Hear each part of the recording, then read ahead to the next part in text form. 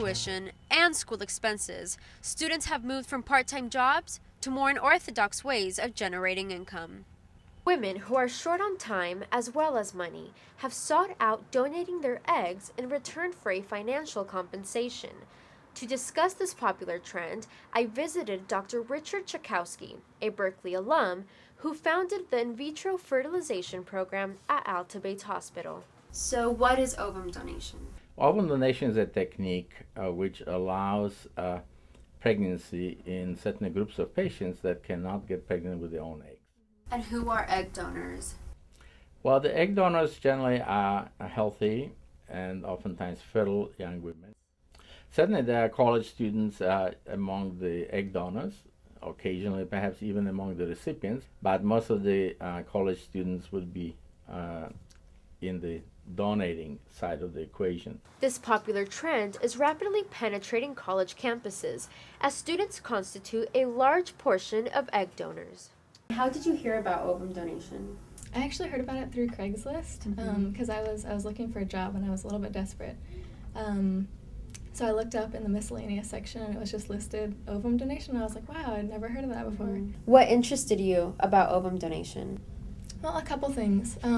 First, I found it because I was looking for a job.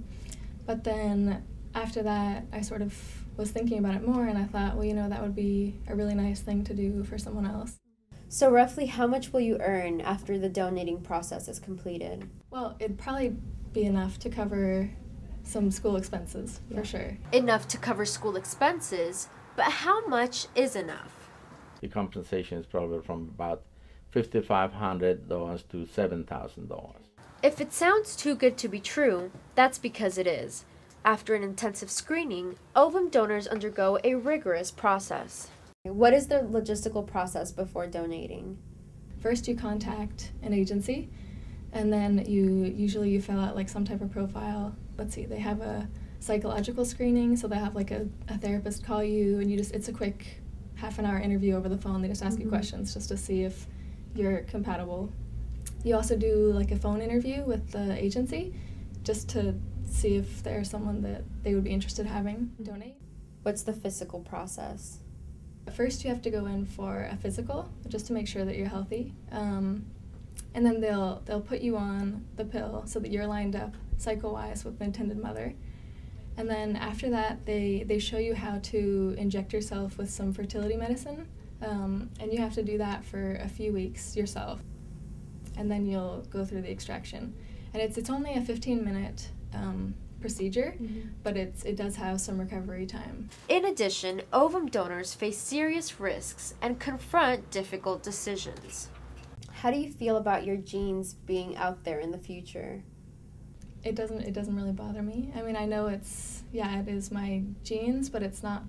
I didn't raise the child myself, and I didn't, it didn't grow in my womb like during pregnancy, and so I just don't think of it as mine. Whereas some people do. Some people are like very strongly attached to their genes. They think it's weird that someone could, technically be your child, but that doesn't really bother me, no. If you're healthy, interested in helping others, and have an adventurous spirit, ovum donation could be the right thing for you. For Caltv, I'm Lily Pineda.